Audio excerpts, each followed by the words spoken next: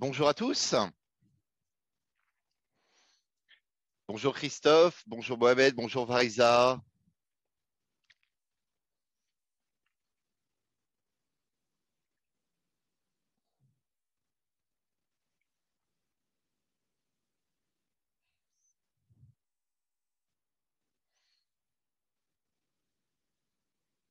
Eh bien, écoutez, bonjour à tous. Ce que je vous propose, c'est tout de suite de partager mon écran.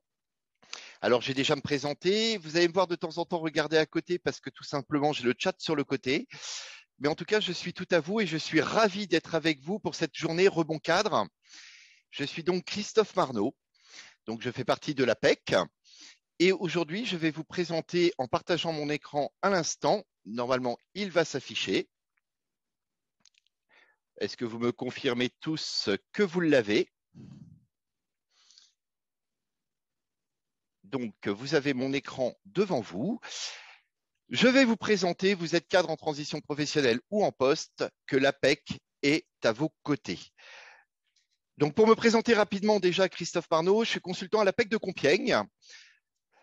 Et alors, qu'est-ce que c'est que l'APEC? Je vais vous le présenter aujourd'hui un petit peu de plusieurs façons. On va se partager autour de 4 items. Déjà, vous présenter qui nous sommes. La deuxième, vous présenter que nos offres sont adaptées aux besoins, c'est-à-dire aux besoins des cadres ou aux besoins des entreprises. Mais aujourd'hui, je ferai un focus spécial sur les offres adaptées aux besoins des cadres. J'aborderai tous les items que l'on peut aborder au sein de l'APEC qui peuvent répondre à vos attentes. Et je vous expliquerai aussi pouvoir comment en bénéficier. Voilà. Alors, n'hésitez pas, si vous avez des questions, vous posez les questions sur le chat. Il n'y a aucune question saugrenue, c'est la première chose que j'ai envie de vous dire. Vous verrez, je parle sans jugement, sans complaisance, en toute simplicité. Donc, n'hésitez pas à poser toutes vos questions et j'essaierai d'y répondre. Donc, vous avez vu, vous avez la zone Q et R avec les questions. Eh bien, écoutez, je vous propose de commencer. Alors, l'APEC. L'APEC, nous sommes une association privée paritaire. Qu'est-ce que ça veut dire paritaire? Paritaire, ça signifie que nous sommes une association agréée par l'État, mais nous sommes entièrement privés, qui est constituée à nombre égal de représentants de chaque partie, de chaque collège, que ça soit employeur ou cadre. C'est-à-dire que notre conseil d'administration, cette année, par exemple, il y a tous les syndicats qui sont représentés. Et cette année, c'est le collège cadre qui est notre directrice, notre grande directrice. Et tous les 3 ans, ça change, puisque le comité paritaire, nous avons aussi, puisque nous sommes aussi au service des entreprises, du coup, ça peut être aussi, par exemple, avant, c'était le MEDEF. Donc, nous avons une gouvernance qui est vraiment paritaire dans tous les sens, et nous sommes nés en 1966, donc un peu plus de 50 ans. Nous sommes un des 4 acteurs du Conseil en évolution professionnelle, le CEP, avec Pôle emploi, les missions locales et Cap emploi. Et nous avons en France 52 implantations en métropole, plus évidemment sur nos dom-toms, en Guadeloupe, en Martinique et à La Réunion. L'APEC, c'est tout petit puisque c'est 500 consultants sur toute la France. Voilà un petit peu. Alors, je vois des questions. Nous ne pourrons peut-être pas répondre à toutes les questions, oui, mais j'essaierai d'y répondre. D'accord? Donc voilà. Donc voilà un petit peu qui nous sommes. Donc nous sommes entièrement privés, c'est-à-dire qu'on ne se met pas à la place de Pôle emploi. Nous ne sommes pas Pôle emploi. Nous sommes vraiment au service des cadres et des entreprises. L'APEC a une mission d'intérêt économique et social à travers 4 grandes missions. La première chose, c'est un service à destination de l'ensemble des cadres et des jeunes diplômés de l'enseignement supérieur. Pourquoi les cadres? Tout simplement parce que vous êtes cadre, vous avez cotisé à l'APEC, donc nous sommes à votre service. Pourquoi les jeunes diplômés alors qu'ils n'ont pas encore cotisé? Puisque les jeunes diplômés de l'enseignement supérieur sont les futurs cotisants de l'APEC, donc nous sommes à leur service, surtout en cette période un petit peu compliquée aujourd'hui où le marché des jeunes diplômés est aussi complexe. Deuxième mission, c'est un service destiné aux employeurs afin de sécuriser leur recrutement par les informations et les conseils adaptés dans leur politique RH. 50% de notre activité pour les cadres, 50% de notre activité pour les entreprises. Et c'est vraiment un juste équilibre. Tout ce que l'on fait pour les entreprises, on le fait pour les cadres. Tout ce que l'on fait pour les cadres, nous le faisons pour les entreprises. Évidemment, l'APEC collecte et diffusion des offres d'emploi cadres, puisque nous sommes le premier site d'emploi cadre. Et nous avons surtout l'avantage d'avoir un service étude et de veille du marché du travail des cadres sans aucune, je dirais, panoplie, c'est-à-dire avec une panoplie très large, un éventail très large, puisque nous avons des études, ça peut être sur les perspectives de l'emploi, il y en a une qui est sortie hier justement, ça peut être pour les entreprises sur les meilleures façons de recruter, sur le réseau, sur des secteurs métiers. En fait, nous avons des tas d'ouverts que je vous conseille d'aller regarder. Alors, pourquoi on parle d'une offre de service adaptée aux besoins? Déjà, les offres de services de l'APEC sont multicanales. Multicanaux, pourquoi? Parce que vous pouvez faire du présentiel et à distance. Évidemment, avec le Covid, avec le confinement, nous avons même, pendant une partie de l'année 2020, dû tout faire et nous avons eu 100% de nos services qui sont faits à distance. Mais le présentiel, comme je dis, reste chez nous, entre guillemets, une action. Donc, nous avons vraiment les deux possibles. Ça peut être un accompagnement individuel ou collectif. Évidemment, collectif, ce sont par exemple sur des ateliers thématiques, sur des séminaires, sur l'ensemble des actions qui peuvent être liées à différentes thématiques. Alors, non, vous n'êtes pas, cher Christophe, sur le webinaire du canal Seine-Nord. Désolé, vous êtes celui sur la présentation des offres de l'APEC. Vous avez aussi, dans l'offre de services de l'APEC, une partie d'autoconsommables. C'est-à-dire que vous pouvez avoir sur notre site apec.fr, qui reste quand même le fer de lance, des simulateurs d'entretien, DataCadre, qui est des informations sur l'ensemble du marché que vous pouvez faire en fonction de votre secteur, de votre environnement ou alors de votre positionnement, de vos postes. Vous avez des référentiels métiers, vous avez des fiches secteurs, vous avez des fiches régionales pour montrer l'emploi dans la région, des simulateurs de salaire, vous avez l'ensemble de ces éléments-là.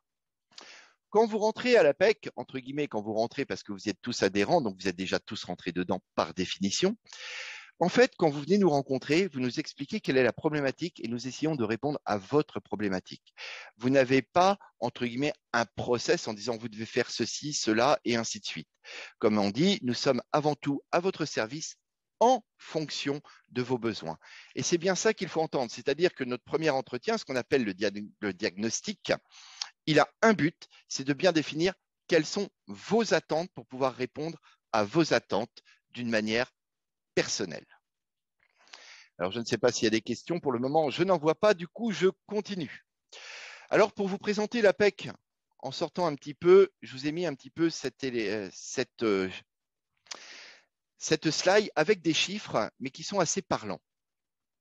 L'APEC, donc je vous l'ai dit tout à l'heure, ce que l'on connaît le plus, c'est apec.fr, bien évidemment.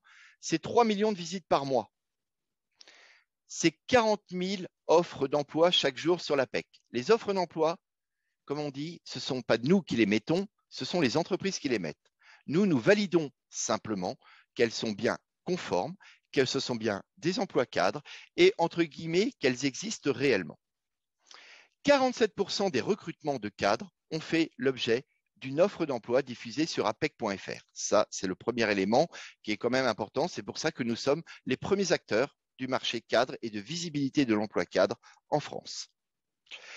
38 800 entreprises ont utilisé les services de l'APEC. Sur l'APEC, les entreprises peuvent aller chercher, par exemple, les 332 000 CV qui sont dans la candidat PEC ou la Profil Tech. C'est-à-dire qu'il y a un vivier. Et quand j'étais en cabinet de recrutement au préalable, il est vrai que quand je faisais de la chasse, j'utilisais le site de l'APEC. Alors, vous avez un chiffre ici qui est de 2016. Pourquoi 2016? Parce qu'on a voulu utiliser 2016 qui était plus proche de l'année 2020, puisque nous n'avions pas encore les chiffres de 2020 qui vont sortir, entre guillemets, fin de semaine prochaine pour l'ensemble des éléments. Mais nous n'avons pas pris volontairement d'utiliser les chiffres de 2019, qui était une année de forte croissance et du coup qui aurait été peut-être faussée par rapport à la réalité du marché actuel. Et on était plus proche en 2020 de 2016. Et 89% des clients comme vous voyez, recommanderaient les services de mise en relation de l'APEC à leur entourage professionnel ou privé. Donc, nous en sommes très fiers. Comme on dit, ce sont avant tout nos clients, c'est-à-dire vous, comme on est à votre service, qui font notre meilleur, entre guillemets, marketing. Voilà un petit peu la présentation de l'APEC d'une manière très rapide, très simple. Mais maintenant, on va plutôt s'intéresser à sur quoi on peut partager à l'APEC, un petit peu les bonnes pratiques partagées. Alors, sur quoi nous pouvons intervenir avec vous? Première bonne pratique, bien souvent, il faut que votre offre de service soit claire et surtout en phase avec le marché de l'emploi, surtout dans une situation comme on le connaît actuellement. Bien souvent, et je tiens à le préciser, comme je dis, vous n'avez que 4 positionnements possibles. Du coup, par rapport à ces 4 positionnements, vous pouvez voir que les entreprises peuvent chercher un candidat, soit vous venez d'une fonction similaire et d'un secteur similaire, soit d'une fonction différente mais du même secteur, soit dans la même fonction mais dans un autre secteur, soit chercher dans une fonction et un secteur différent. Comme on dit, il y a 4 éléments, mais ce n'est pas 4 fois la même stratégie. Et bien souvent, comme je dis, ces 4 positionnements entraînent une stratégie de recherche d'emploi complètement différente. Une recherche d'emploi, j'allais dire, c'est comme chez vous, comme votre valise quand vous partez en vacances. Quand vous êtes au ski, vous êtes en combinaison de ski. Quand vous êtes à la plage, vous êtes en maillot de bain. Quand vous êtes à un mariage, vous êtes en costume cravate ou en robe de soirée, mesdames. Et quand vous êtes chez vous, vous êtes en jean t-shirt. Tous les vêtements vous appartiennent, mais vous avez une tenue différente à chaque fois. Votre stratégie de recherche d'emploi est aussi la même. Vous pouvez être dans les 4, mais vous n'aurez pas ni la même approche, ni la même valorisation, ni les mêmes éléments. Si vous êtes dans le similaire, ce qu'on appelle même fonction, même secteur, une continuité professionnelle, pensez toujours à vous dire qu'est-ce qui va me différencier d'un autre candidat? Où est ma plus-value? Quand je suis sur une fonction différente mais que je reste dans le même secteur, ça peut être une évolution, ça peut être un environnement, il faut démontrer son potentiel en s'appuyant bien évidemment sur votre compétence sectorielle. À l'inverse, quand vous restez sur la même fonction et que vous voulez changer de secteur ou d'environnement, il faut que vous basiez évidemment sur vos compétences métiers qui vont faire la différence puisque c'est sur elles que vous allez vous appuyer. Enfin, si vous êtes en reconversion, si vous voulez, entre guillemets, chercher une fonction et un secteur différent, c'est vraiment de rassurer, de démontrer votre potentiel et de valoriser quelles vont être vos compétences qui vont être transférables.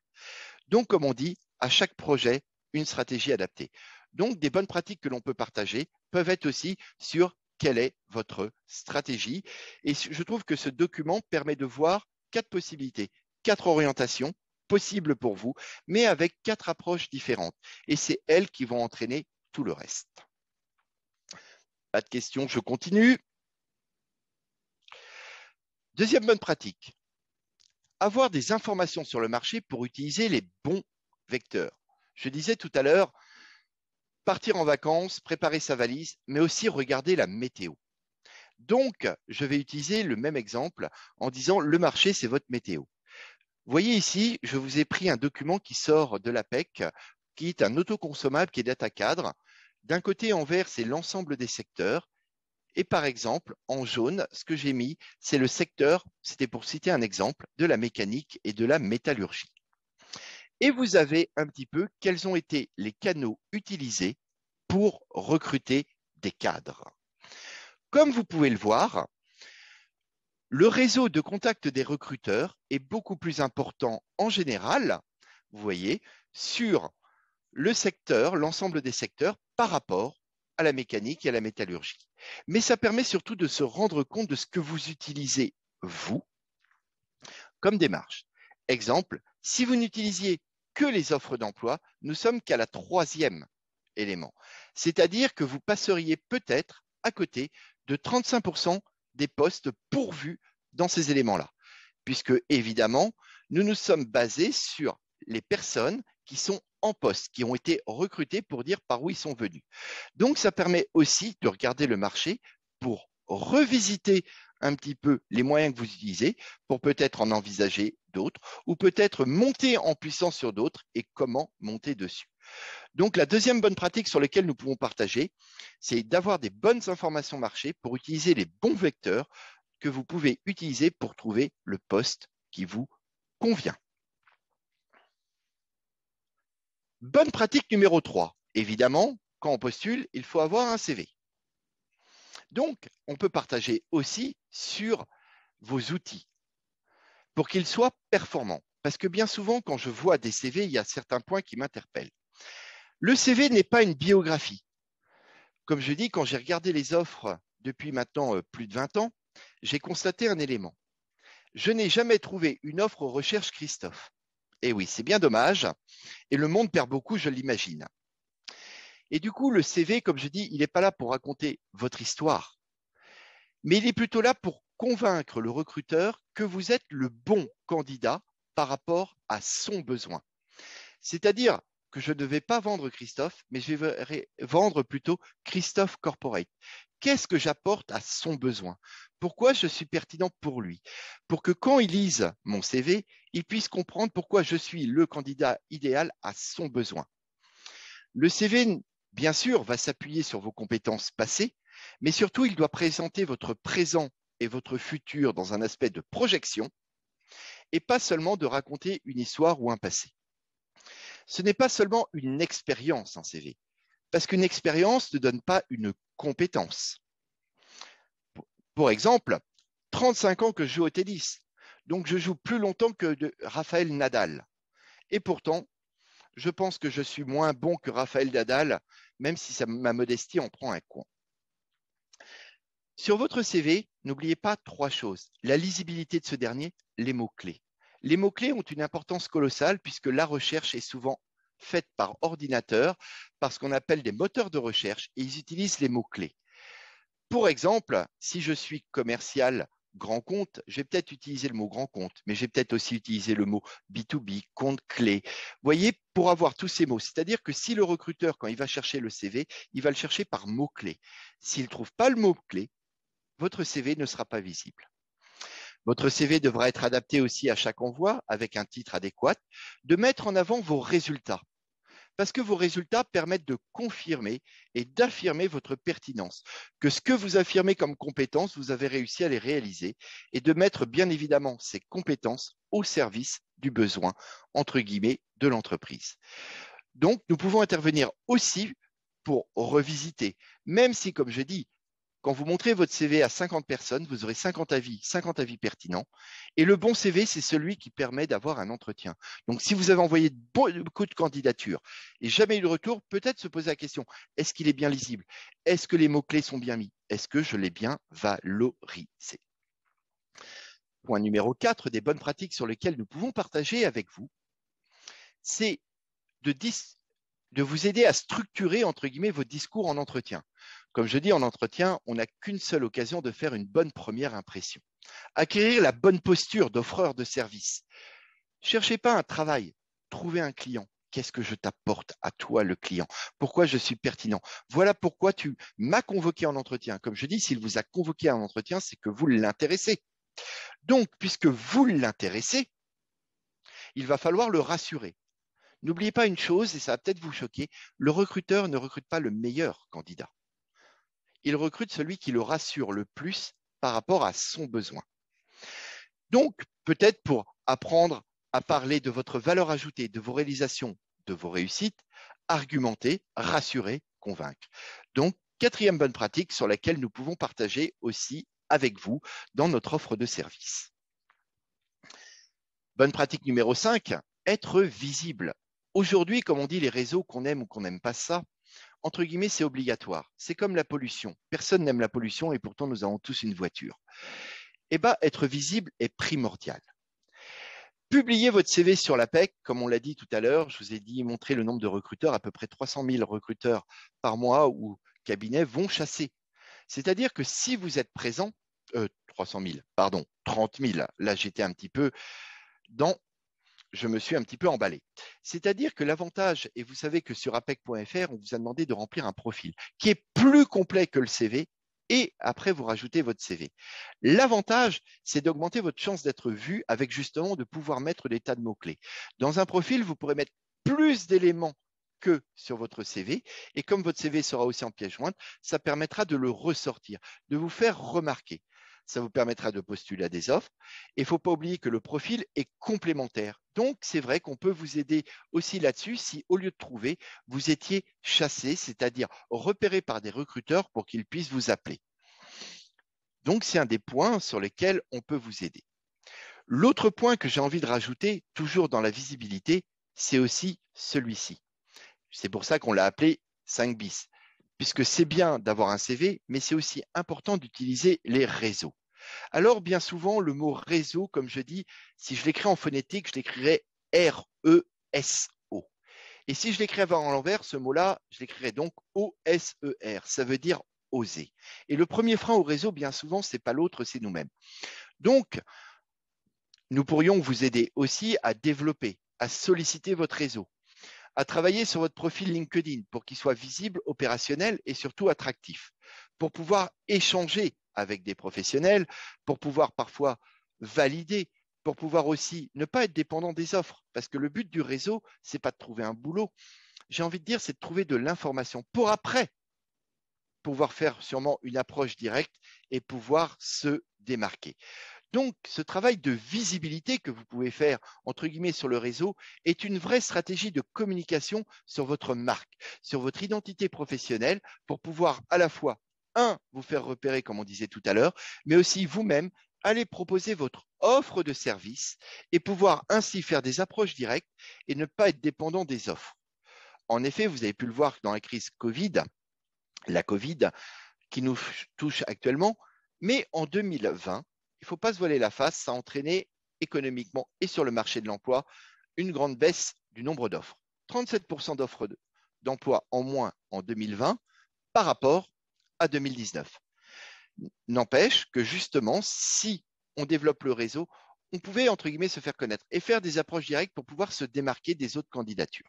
Donc, c'est un point intéressant, les réseaux, surtout dans cette période-là, pour pouvoir se démarquer. Surtout quand on est cadre, par exemple, dirigeant ou autre, ou bien souvent, comme je l'ai dit, si vous êtes directeur général, il n'y a qu'un directeur général par entreprise. Ça peut être un moyen de pouvoir avancer, se démarquer et pouvoir, entre guillemets, se faire reconnaître sur l'ensemble des éléments que vous pouvez mettre en avant pour pouvoir montrer votre professionnalisme.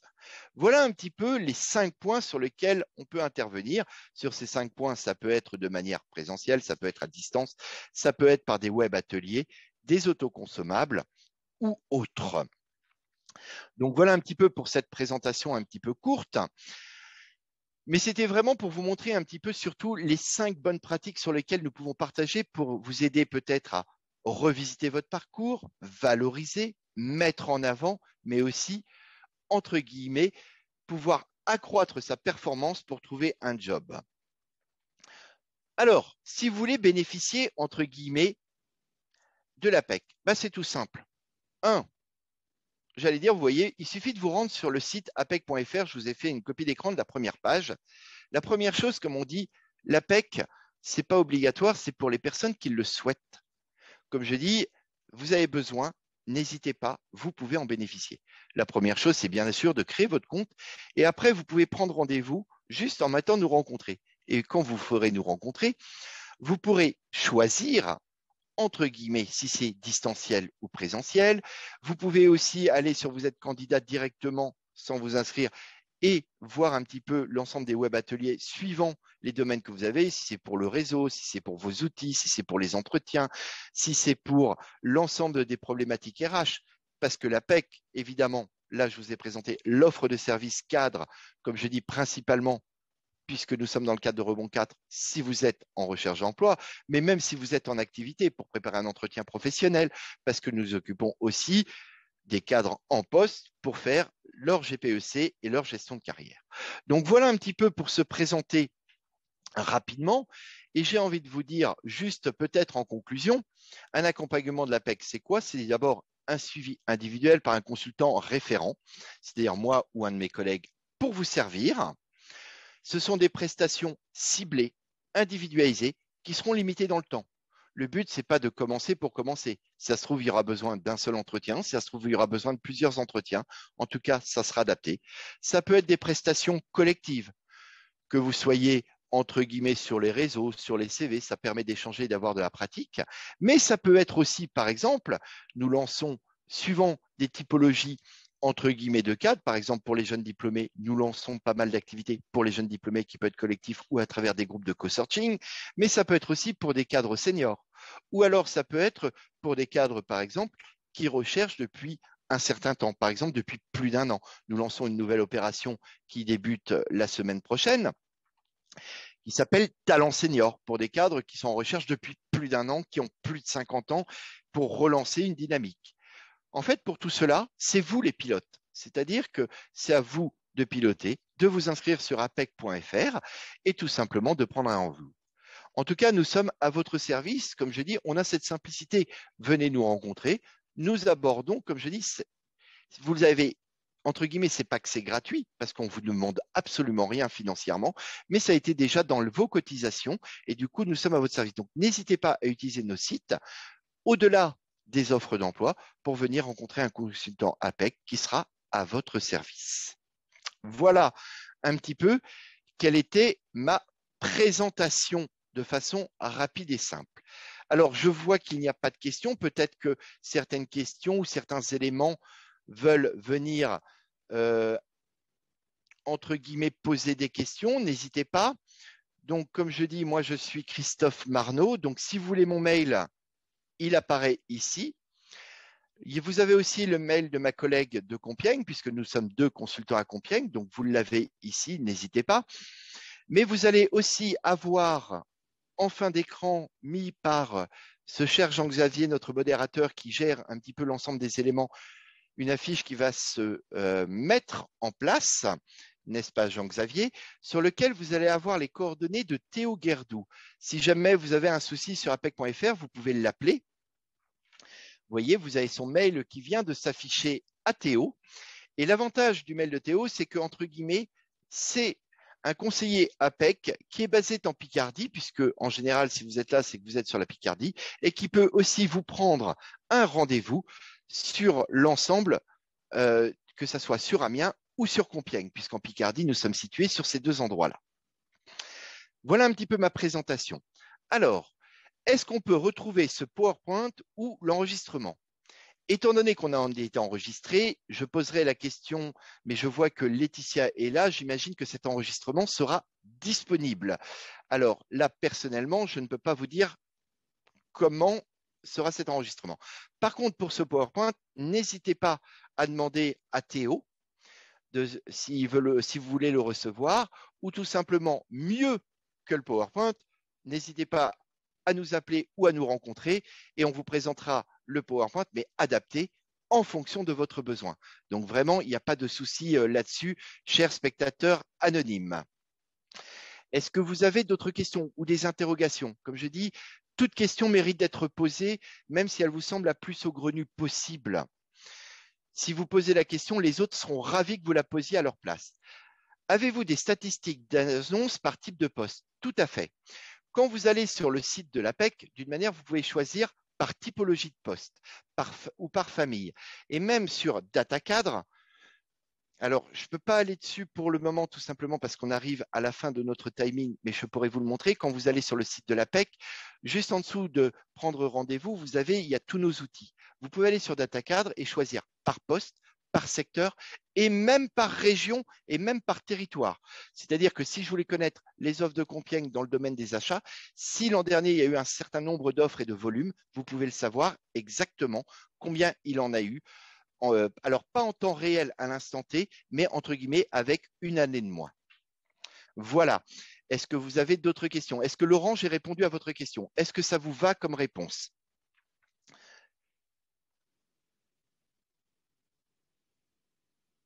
Alors, si vous avez eu déjà des entretiens avec l'APEC Magali, vous pouvez être soit avec le même, soit avec un autre. Vous pouvez aussi voir avec lequel. Et si vous êtes avec un consultant et tout simplement ça n'a pas fonctionné comme vous le souhaitez, n'hésitez pas à lui dire en toute simplicité. Moi, on peut me dire, bah, écoutez, j'aimerais voir un de vos collègues, je présenterai un de mes collègues. Et un de mes collègues, si on lui dit, j'aimerais voir un de vos collègues, nous serons ouverts. Comme on dit, on est d'abord à votre service, Magali. Est-ce que cela vous convient aussi, Magali, comme réponse? Est-ce qu'il y a d'autres questions? Allez-y, n'hésitez pas. Comme je dis, je suis à votre service, profitez-en là. Nous sommes là vraiment pour ça. Ayez cette simplicité. D'une manière, je pense que Jean-Xavier m'arrêtera en temps et en heure, ou Laetitia m'arrêtera en temps et en heure en disant il y a quelqu'un d'autre. Donc, pas de souci. Je vois qu'Emmanuel, non, pas de questions. Vous avez été très clair. Alors là, je suis inquiet parce que c'est la première fois qu'on me dit que je suis clair, mais tant mieux. Pas d'autres questions pour le moment. Ben, écoutez, moi, je vous remercie. Combien dure une prestation? Alors, une prestation, ça dépend de votre besoin. C'est ce que je disais, c'est à la carte. Ça peut durer sur 5 rendez-vous, ça peut durer sur un rendez-vous, ça peut être un rendez-vous face à face, ça peut être une prestation, un autoconsommable. C'est vraiment à la carte. Donc, voilà. Par contre, pour un rendez-vous avec un consultant d'APEC, comme on dit, comptez au moins 1 heure et demie pour un rendez-vous présentiel ou un rendez-vous téléphonique pour qu'on puisse aller au fond des choses. Voilà pour répondre à la question de Ludovic. Est-ce que ça vous va, Ludovic, aussi comme réponse? Parce que je vois qu'il y a des réponses dans la discussion. Heureux de vous voir, mais ce n'était pas Élodie Diaz. Si, c'était ma collègue, mais Élodie animera celui de 16 heures et moi, j'anime celui de 9 heures. Peut-être un petit souci dans l'installation. Donc, désolé, ce n'est pas Élodie, ce n'est que moi. Désolé, cher Emmanuel. D'autres questions?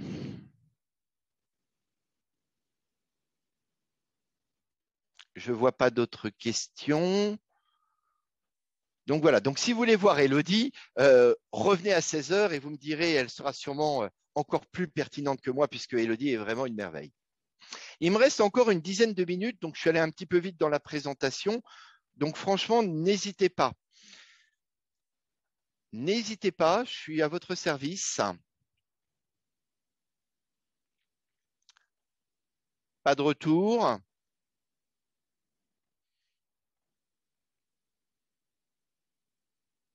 Aide pour la rédaction de CV. Tout à fait, cher Farisa, si vous avez besoin pour la rédaction de CV, comme je dis, nous n'allons pas rédiger le CV à votre place. Par contre, nous allons vous aider. On va essayer de voir qu'est-ce qu'on va mettre dedans et pourquoi, et quelle va être la pertinence. Est-ce que l'intérêt sera de faire un CV antichronologique? Est-ce que l'intérêt par rapport à votre projet sera de faire un CV plutôt par domaine de compétences pour pouvoir valoriser plutôt votre savoir-faire?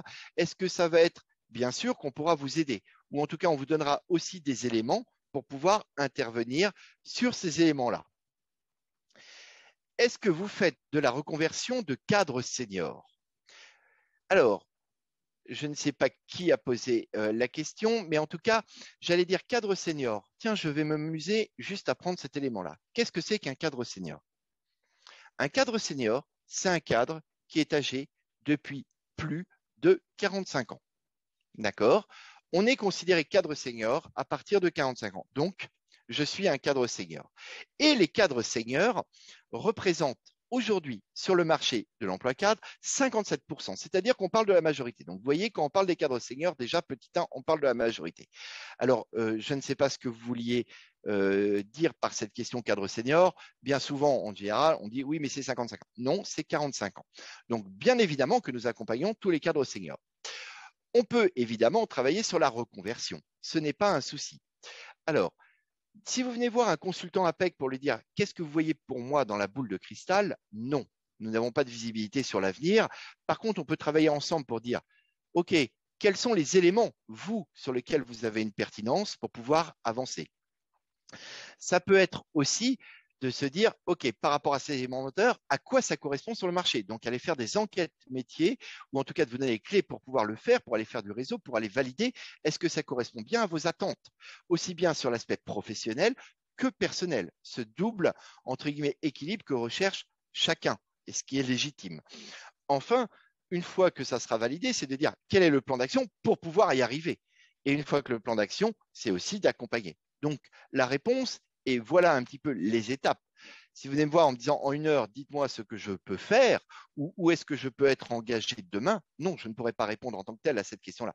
Par contre, je pourrais vous donner les clés et les moyens d'avancer pour que vous puissiez cheminer dans cette direction et répondre à vos attentes ou à vos questions dans ce sens-là. Est-ce que j'ai répondu à votre question. Je crois que c'était Ludovic. Est-ce que ça vous va comme réponse? Alors, vous m'aviez posé la question dans le fil de discussion. Mais du coup, je n'avais pas les éléments. Alors, désolé, vous voyez, mon téléphone sonne. Je vais le raccrocher pour pas que nous soyons gênés. Y a-t-il d'autres questions? Qui se charge de nous accompagner pour la revue de nos CV? Alors, désolé, hop, voilà. Désolé, j'avais oublié de faire mon renvoi de téléphone. Normalement, ça devrait être fait maintenant. Alors, qui se charge de nous accompagner pour la revue de nos CV? Entretien individuel ou collectif? Ça peut être les deux. Et ça peut être en présentiel et en distance. Si vous avez déjà un CV de fait et que vous allez postuler à une offre, vous avez même un service à l'APEC où vous pouvez envoyer votre offre, la lettre de motivation que vous avez faite et votre CV. Et vous avez même un contact téléphonique de 3/4 d'heure uniquement basé là-dessus pour vous. Maintenant, ça peut aussi se faire en présentiel.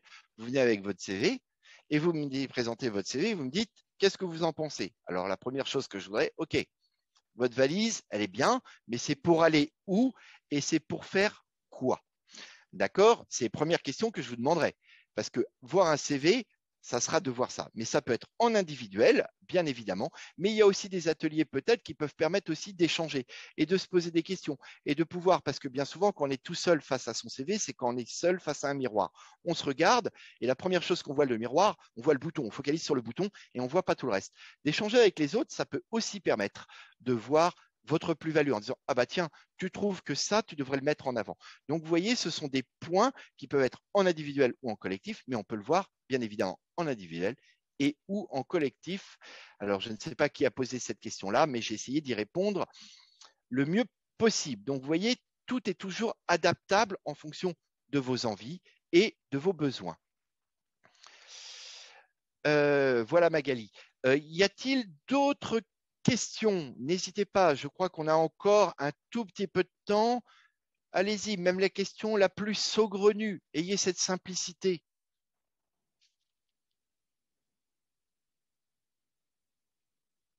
Pas d'autres questions?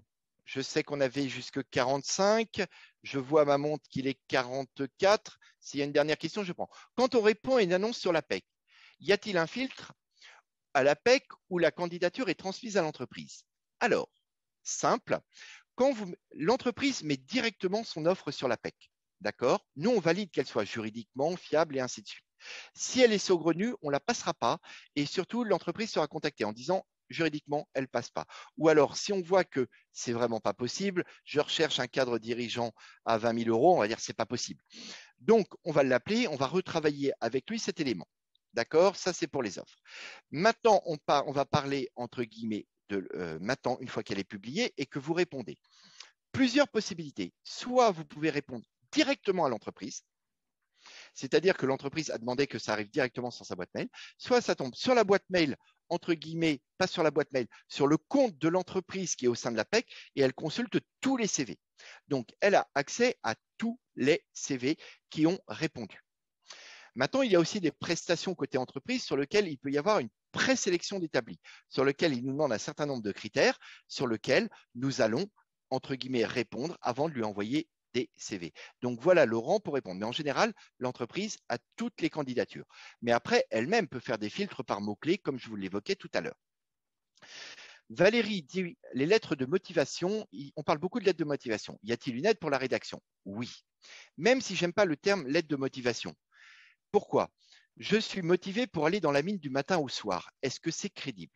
Pour moi, ce n'est pas une lettre de motivation. Il ne faut pas oublier que la lettre, c'est une lettre d'accompagnement. Ce qui est au centre, c'est votre CV. Et d'ailleurs, bien souvent, c'est-à-dire que c'est le CV qui sera étudié et la lettre, elle accompagne. Et bien souvent, j'entends beaucoup de personnes qui disent je travaille beaucoup sur ma lettre et pas beaucoup sur mon CV. C'est bien dommage parce que si vous avez participé à des recrutements, bien souvent, qu'est-ce qu'on vous a donné au cours d'un recrutement? On vous a donné un CV, mais on ne vous a pas souvent donné la lettre du candidat. Donc, oui, on peut vous aider pour établir les lettres de motivation, ou plutôt lettres d'accompagnement, si vous me permettez le terme. Mais n'oubliez pas que la première chose et le plus important reste avant tout votre curriculum vitae, ce qu'on appelle le parcours de vie, mais surtout, ce n'est pas seulement mon historique, mais l'offre de service que vous proposez aux clients. Bien sûr qu'il peut y avoir des aides dans ce sens-là Valérie. Est-ce que j'ai répondu à votre question, Valérie? Est-ce que ça vous va? Oui. Alors, y a-t-il d'autres questions puisque je vois toc, toc, toc. Que pensez-vous des photos sur les CV? Alors, la photo, que ça soit sur le CV, que ça soit sur votre profil LinkedIn, que ça soit sur l'ensemble des réseaux que vous utilisez. Pour moi, la photo a un attrait et je vais vous dire laquelle. Personnellement, vous parlez à quelqu'un qui n'a aucune mémoire des noms et des prénoms. Par contre, j'ai une super mémoire visuelle. Et entre guillemets, votre photo, c'est votre logo. C'est-à-dire que quand je rencontrais des candidats, quand j'étais par exemple en cabinet de recrutement, bien souvent, je ne retenais pas les noms, mais je demandais toujours une photo. Parce que quand je voyais la photo, j'avais l'image de la personne et je remettais toute une histoire derrière. Et vous savez que dans la communication, les mots représentent que 8%. Par contre, l'image, le ton représente tout le reste. Le ton, l'intonation, les mimiques représentent à peu près 38% et le reste, c'est toute l'image. Donc oui, la photo, comme je dis, c'est une photo. Après, comme vous pouvez voir, je ne suis pas forcément mannequin ni photogénique. Et vous savez voir mon compte LinkedIn, on a l'impression que je tiens mon numéro de matricule et que je suis en prison. D'accord ? Mais c'est pas grave, c'est mon logo, c'est entre guillemets mon image. Et l'avantage, c'est qu'on se rappelle souvent d'une image. Donc, la photo peut être intéressant. Mais maintenant, je suis désolé, sauf chère Ludivine, que je ne vais pas recruter forcément quelqu'un pour son image. Si vous êtes mannequin, évidemment que, entre guillemets, on ne va pas se voiler la face, le corporel, l'image a son importance. Maintenant, pour beaucoup de postes, c'est tout simplement pour avoir une visuelle, pour remettre d'un côté. Donc, la photo, comme je dis, on a la tête que l'on a et ne cherchez pas à jouer dessus. C'est la vôtre, faites avec. Par contre, n'oubliez pas, c'est votre image de marque parce que c'est celle que vous allez sur les réseaux. Et ne pas avoir de photo, par exemple, sur un compte LinkedIn est un frein. On accepte moins facilement quelqu'un qui ne donne pas une photo que quelqu'un qui accepte dans tout l'ensemble des statistiques. Est-ce que ça vous va, Ludivine, comme réponse? Non, ce n'était pas Ludivine, pardon, c'était Laurent. Voilà, Ludivine pose une autre question. Comment savoir si on a droit à l'accompagnement de la PEC? Y a-t-il des critères liés aux cotisations quand on était cadre en entreprise? Alors, oui, il y a des contraintes normalement, mais si vous êtes entre guillemets cadre, normalement, vous pouvez vous inscrire sans souci. Et quand vous avez sur l'image, il y a Théo. Théo pourra vous répondre en fonction du cas, parce que là, ça dépend de chacun, mais normalement, si vous avez été cadre, vous avez tous cotisé. Même si vous avez été à l'étranger, vous dites, j'ai pas cotisé parce que j'étais dans notre caisse. Partez du principe que par définition, c'est comme les jeunes diplômés. Ils n'ont pas encore cotisé. Mais on estime que demain, quand ils seront en poste, ils vont cotiser. Donc, ils peuvent en bénéficier. Ça va, Ludivine? Comme réponse, est-ce que ça vous va? Alors, dernière question, et il faut vraiment que je conclue parce que mon modérateur m'a envoyé un message en disant Christophe, tu es trop bavard, il y a les autres après. Dernière question, c'est quelles sont les autres informations discriminantes ou bloquantes pour nous? Adresse ou l'âge? C'est pas que l'adresse ou l'âge sont un frein. C'est pas vrai. C'est que bien souvent, on va traduire ça autrement, ma chère Muriel. C'est-à-dire que trouver un emploi, on peut le trouver quel que soit son âge. Je vous cite un exemple tout bête. J'ai une personne de 63 ans, j'ai bien dit 63 ans, qui a retrouvé un poste de responsable qualité et technique il y a 2 semaines. D'accord? Voilà, je vous le cite. Donc, en France, je ne vais pas refaire tous les éléments d'une manière globale, mais j'allais dire, attention, ce n'est pas un aspect discriminant. Je ne vous recrute pas à cause de votre âge, parce qu'on est tous des mal-nés. Si on dit, on a 60 ans, on va me dire, oh là là, vous êtes trop âgé. Mais si j'ai 25 ans, on me dit, oh là là, vous êtes trop jeune. Donc, on est toujours, entre guillemets, des mal-nés. On ne peut rien changer là-dessus. C'est pour ça que quand vous me parlez d'adresse ou d'âge, vous me parlez d'éléments personnels. Or, dans le CV, il ne faut pas oublier, c'est d'abord pourquoi je corresponds à ton besoin professionnel. Peut-être parfois, on peut le mettre d'une façon différente. On peut peut-être valoriser d'une autre façon en accentuant sur pourquoi je corresponds à l'offre de service, plutôt d'accentuer sur des éléments qui pourraient, je l'ai bien dit, être considérés comme discriminants. Mais la discrimination, je vous rappelle, dans le droit du travail, est interdite. Alors quand on a dit ça, on a tout dit, on n'a rien dit, mais nous pouvons l'évoquer sans problème, ma chère Muriel. Est-ce que ça vous va comme réponse? Voilà. Alors, je vais devoir un petit peu vous quitter. Je crois qu'il y a un sondage en cours. J'espère avoir répondu à vos attentes. Et je vous souhaite vraiment une belle journée et répondre, entre guillemets, à vos attentes. Mais n'hésitez pas à aller plus loin. Comme je dis, c'était un petit élément, entre guillemets, de présentation et j'espère avoir répondu à tous à vos attentes. Je vous souhaite une belle journée au sein de Rebond Cadre, de trouver de tas d'informations qui répondent à vos besoins et vraiment au plaisir d'échanger avec vous. À bientôt.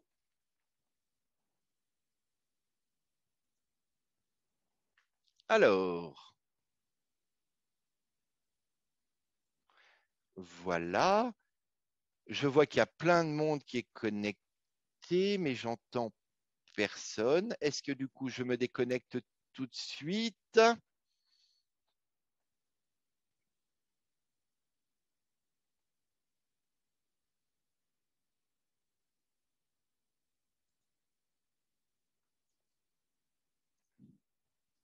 Je quitte, je vous laisse. Bon courage aux autres et une belle journée à tous. Au revoir.